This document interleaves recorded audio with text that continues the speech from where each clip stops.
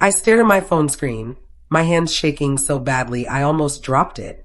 The balance read zero. Not $50,000. Not even $50. Just zero. 3 years of double shifts at the diner, washing dishes until my fingers cracked, serving rude customers with a smile. All gone. I heard Aunt Patricia's voice drift from the kitchen, cold and casual like she was discussing the weather. She has no parents anyway. What's she going to do about it? My cousin Melissa laughed, that sharp sound I'd grown to hate. My chest felt tight, like someone was squeezing my lungs. That money was supposed to pay my university fees next month. It was my escape, my future, my proof that I could make something of myself. Now it was nothing. I sat on the edge of my bed in the tiny storage room they called my bedroom, surrounded by boxes and old furniture. The mattress sagged beneath me. My throat burned, but I refused to cry. Not yet. Not where they could hear me. I needed to understand what happened. How did they even access my account? I was 7 when my parents died in a car accident. The funeral was a blur of black clothes and whispered pity. Aunt Patricia showed up wearing sunglasses indoors, dabbing at dry eyes. Of course I'll take her, she announced to the relatives. Blood is blood. Everyone praised her generosity. Nobody asked me what I wanted. Within a week, I learned the truth. Aunt Patricia didn't want a niece. She wanted free labor. She'd always resented my mother for marrying well, for having a happy family while Patricia struggled with her gambling-addicted husband. Taking me in wasn't love. It was ownership. My parents' small life insurance payout went straight into her account. For your care, she said, though I never saw a penny. I slept in the storage room. I wore Melissa's hand-me-downs. I ate leftovers after everyone else finished. And I learned to stay quiet, stay small, stay invisible. Because speaking up meant punishments, no dinner, extra chores, or worse, the silent treatment that made me feel like a ghost in my own life. My alarm went off at 5 every morning. I'd creep through the dark house to start breakfast before Aunt Patricia woke. Eggs, toast, coffee, exactly how she liked it. If the toast was too dark or the eggs too runny, she'd dump the plate in the sink and make me start over. Useless girl, she'd mutter. Just like your mother. After school, I'd rush home to clean the entire house. Vacuum, mop, dust, scrub the bathrooms until the chemical smell made my head pound. Uncle Raymond ignored me mostly, buried in his phone, betting on sports games he couldn't afford. Melissa treated me like her personal maid. Get me water, iron my dress, do my homework. She'd snap her fingers like I was a dog. Dinner was another performance. I'd serve them, wait until they finished, then eat whatever remained standing by the sink. Sometimes there wasn't much left. Homework happened after midnight when everyone slept. My grade suffered, but I kept trying. Education was my only way out of this house. When I turned 15, Aunt Patricia announced I needed to contribute financially. You eat our food, use our electricity, she said, arms crossed. Time to earn your keep.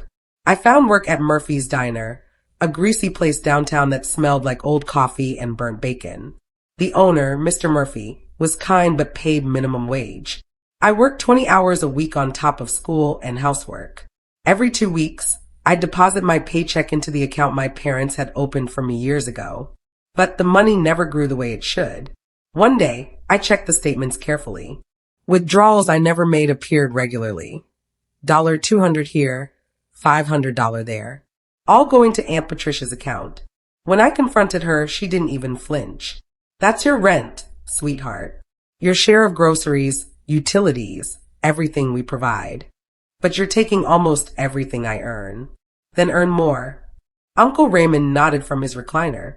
Family takes care of family. We're teaching you responsibility. Melissa smirked. Besides, what do you need money for anyway? That's when I changed my strategy. I opened a new account they didn't know about and started hiding my real earnings. By 18, I'd saved $50,000 through sheer determination and exhaustion. I worked every shift I could grab, skipped meals to save money, studied by flashlight to avoid wasting electricity they'd blame me for. My university acceptance letter arrived in March. Full ride scholarship to study medicine. My dream since I was small and wanted to help people like my parents helped others. But I still needed money for books, supplies, housing deposits, everything the scholarship didn't cover. That $50,000 was my lifeline. Until yesterday when Melissa accidentally saw my bank statement while snooping through my room. Until last night when Aunt Patricia sweet-talked the bank into adding herself as a joint account holder, claiming she was my guardian and I was still a minor in the system due to paperwork errors. Until this morning when they emptied every cent. You don't need university, Aunt Patricia said over breakfast, buttering her toast. You've got a job at the diner. That's enough for a girl like you. A girl like me? Without family. Without prospects. You should be grateful we've kept you this long. I ran. Out of the house, down the street, anywhere away from their voices. My vision blurred with tears I'd held back for hours. The city center was crowded with afternoon shoppers. I stumbled through them, not caring where I went. That's when I heard the commotion. A crowd gathered near the fountain, people shouting and pointing. A woman collapsed on the ground, elderly, well-dressed, clutching her throat. Her face was turning purple. She was choking. Someone call an ambulance. Does anyone know first aid? Oh my God, someone help her. People pulled out phones, recording instead of helping. They formed a circle around her like she was a street performance, not a dying human being. The woman's eyes were wide with terror. Her hands clawed at her neck desperately. A piece of food was lodged in her throat, visible when she gasped. Nobody moved. They just watched. Paralyzed by fear or indifference, I couldn't tell which. But something in me snapped. Maybe it was the rage still burning from this morning. Maybe it was years of feeling powerless, finally finding one moment where I could do something, anything that mattered. I pushed through the crowd. Melissa. The elderly woman's eyes locked onto someone behind me. I turned and saw my cousin standing at the edge of the crowd, frozen. The woman reached out weakly toward her. Melissa, help. Melissa's face went pale. She recognized the woman too, though I had no idea how. For a moment, I thought my cousin might actually do something decent for once in her life. Instead, Melissa stepped backward. I can't. What if I do it wrong? What if she dies and people blame me? Someone nearby said, you know her? No. Melissa's voice pitched high, panicked. I mean, I've seen her around, but this is bad luck. Really bad luck. I can't get involved. She turned and pushed through the crowd, practically running away. The elderly woman's hand dropped. Her eyes fluttered closed. She's dying, someone screamed. My nursing textbooks flashed through my mind. I'd been reading ahead, preparing for university. Abdominal thrusts, Heimlich maneuver, clear the airway. I dropped to my knees beside her. My hands were shaking, but I positioned them correctly, just like the diagram showed. 1 thrust. 2. 3. Come on. Please.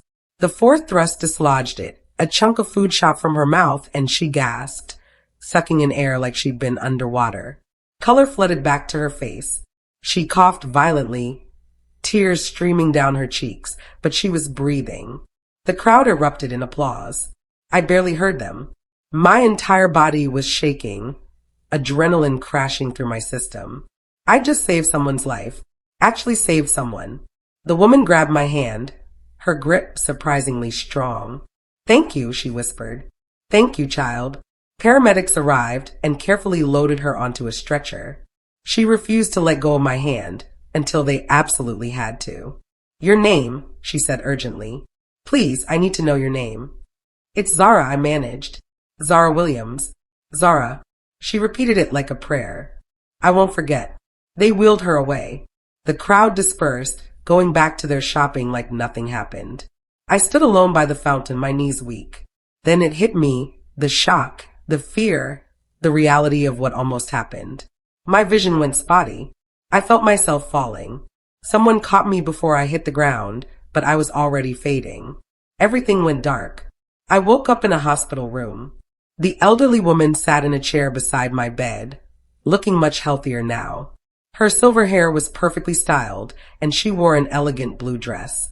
Up close, I could see the quality of her jewelry, the way she carried herself. This wasn't just any old woman.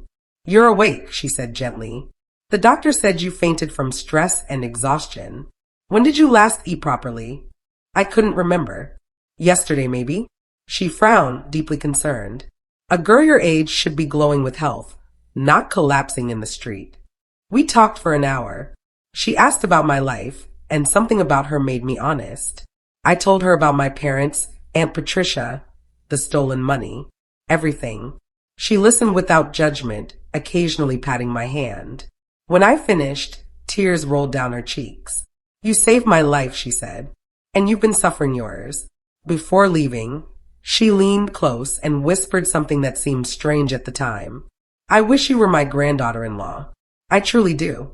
I didn't understand what she meant, but the way she looked at me with genuine affection, real concern, made my chest ache.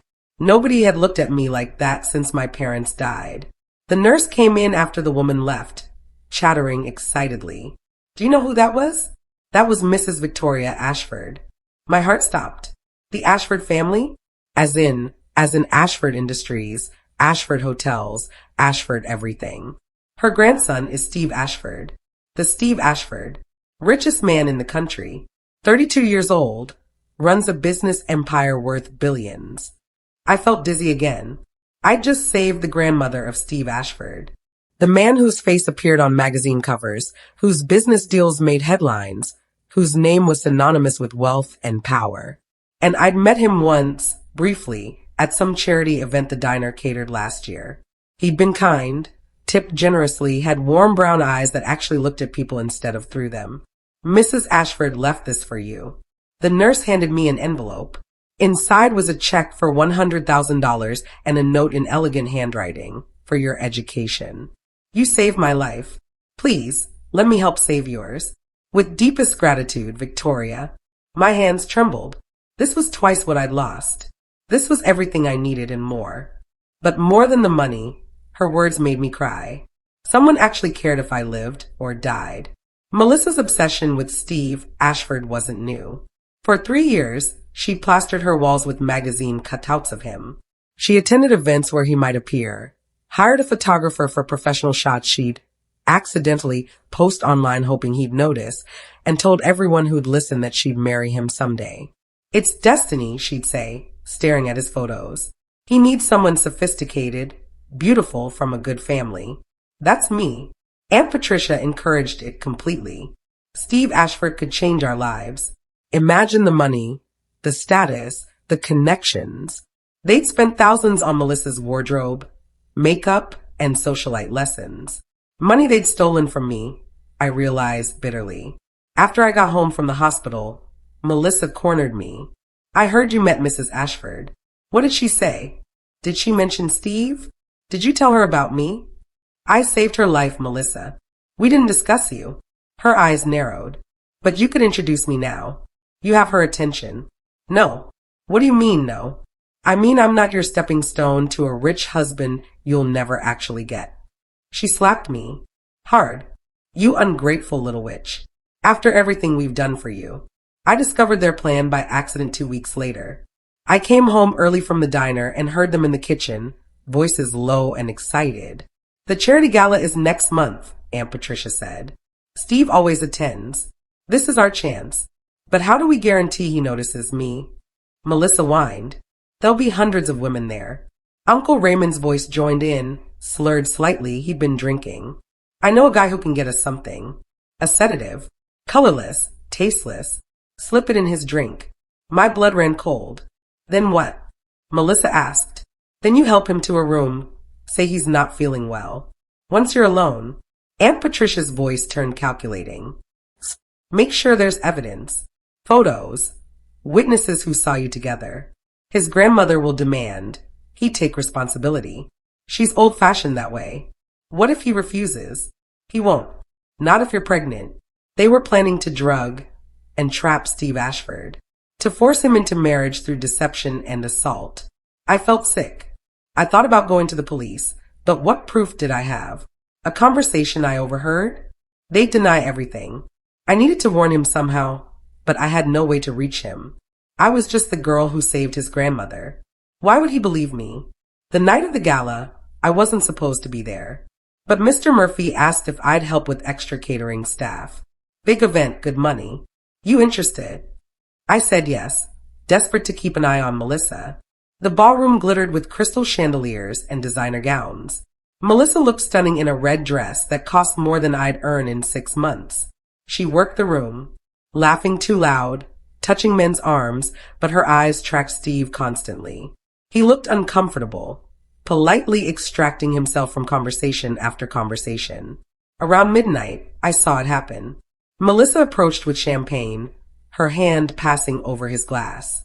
Steve took it, distracted by an older businessman talking to him. I had to stop him.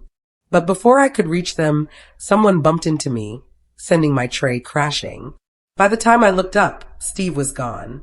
I searched frantically, finally finding him in a side hallway, stumbling slightly. "Mr. Ashford?" He looked at me, eyes unfocused. I feel strange. You were drugged. My cousin, but he collapsed before I could explain. I caught him, struggling under his weight. We fell into a nearby room, the door shutting behind us. And then everything became confused, heated, desperate. I should have called for help. But something happened between us in that dark room. Something neither of us planned, something that felt inevitable and electric and completely impossible. When I woke at dawn, he was gone, and I was terrified of what I'd done. 6 weeks later, the pregnancy test showed 2 pink lines. I stared at it in the diner's bathroom, my whole world tilting. This couldn't be happening. I was supposed to start university next month. I was supposed to escape my aunt's house, build a new life, become someone. Now I was 19 and pregnant with Steve Ashford's baby. A man I'd spent one confused, drugged night with. A man who probably didn't even remember me. I thought about telling him, but fear paralyzed me. What if he thought I'd planned it like Melissa tried to? What if he accused me of being another gold digger? What if his family destroyed me? Mrs. Ashford had been kind, but that was before I potentially ruined her grandson's life. The money she'd given me was still in my account, untouched. I could use it to disappear, raise this baby alone, far from Aunt Patricia and Melissa's toxicity. Maybe that was better. Maybe that was the only way. I made my decision. I'd keep the pregnancy secret, defer university for a year, and vanish. Mr. Murphy agreed to transfer me to his sister's diner 3 states away. In 2 weeks, I'd be gone. Just 2 more weeks of hiding this secret. Melissa found out 4 days later. I'd been sick every morning, barely making it through shifts. She noticed me running to the bathroom again and followed. "You're pregnant." Not a question. A horrified accusation. "No, don't lie. I can see it. You're glowing and sick, and your uniform's getting tight."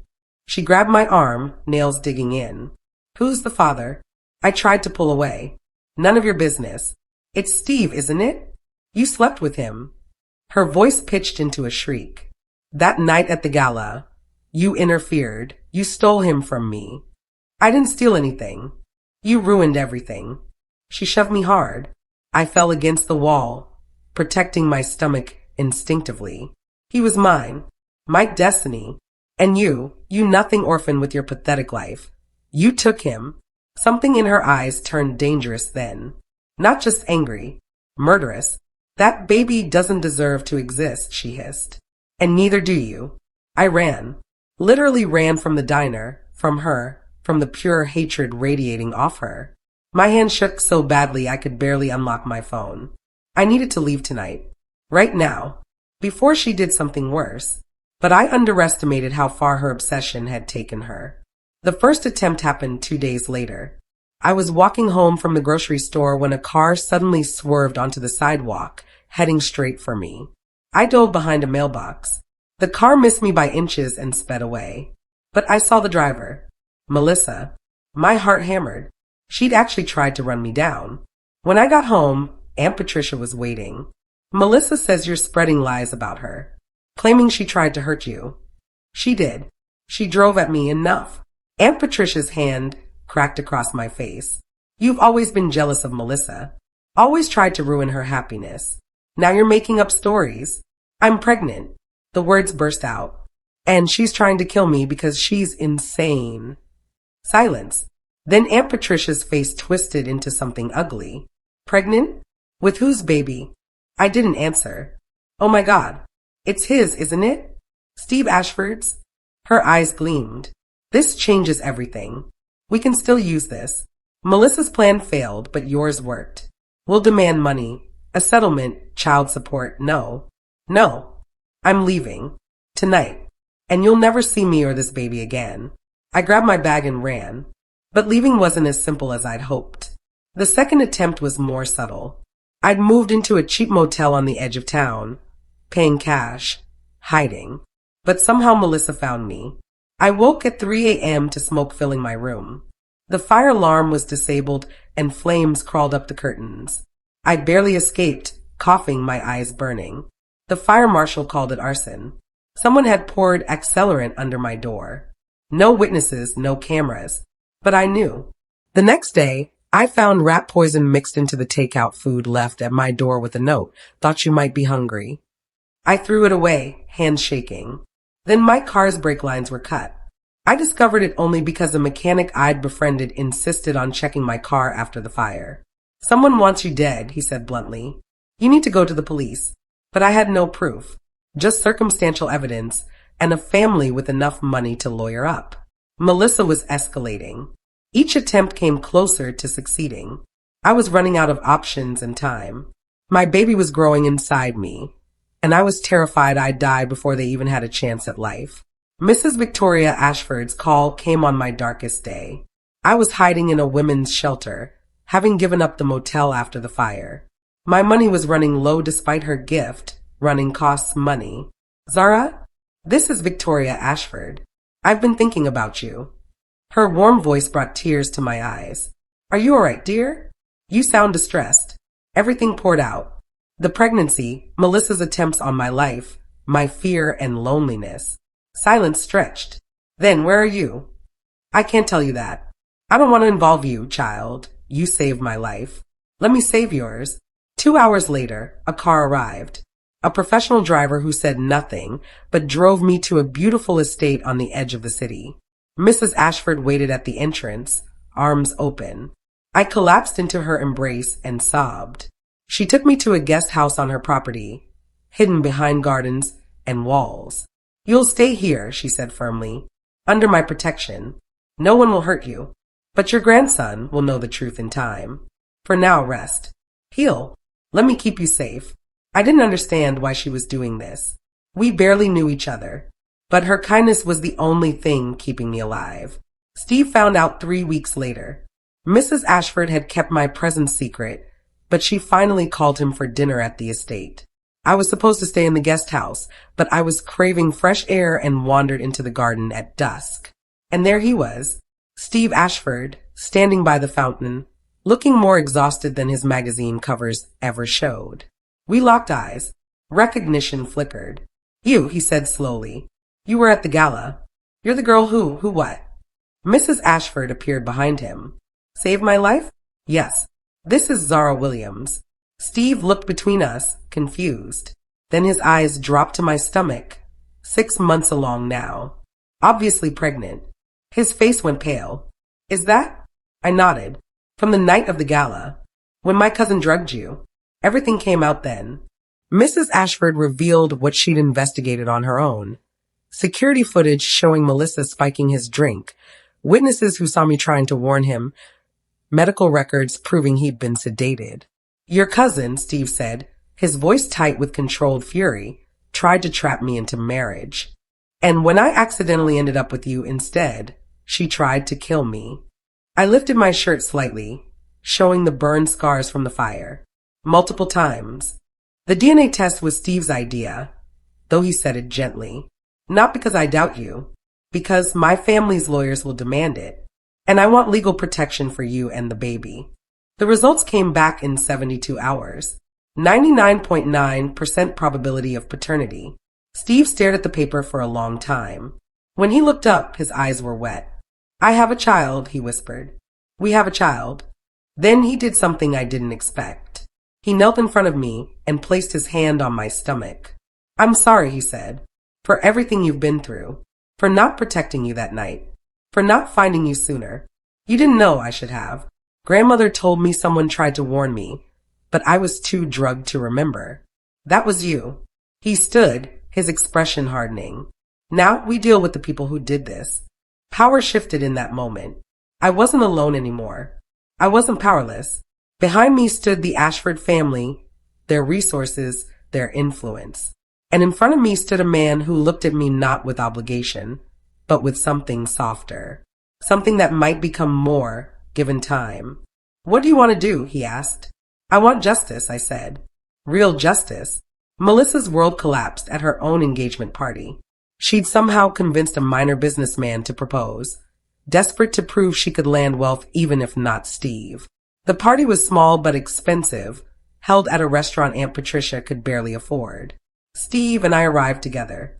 The room went silent. Melissa's face drained of color. What are you doing here? Steve's voice cut through the whispers. I'm here to address an attempted crime. He played the security footage on the restaurant screen. Everyone watched Melissa drug his drink. Gasps rippled through the crowd. That's edited. Melissa shrieked. Then Mrs. Ashford stepped forward.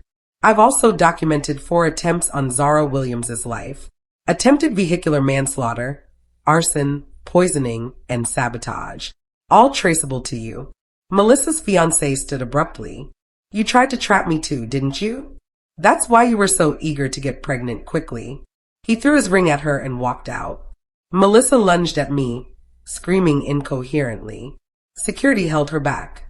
You ruined my life. No, I said quietly. You ruined your own. She was arrested that night. The charges were serious enough that no amount of Aunt Patricia's money could fix them.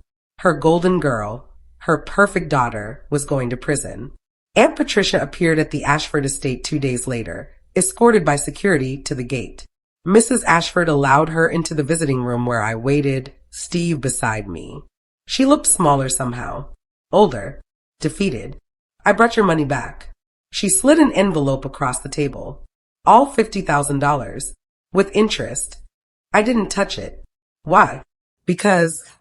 Her voice cracked. Because I've lost everything. Raymond left me when Melissa got arrested. The house is being foreclosed. I have nothing. You had me, I said softly. For 11 years, you had me. A child who would have loved you if you'd let her. I know.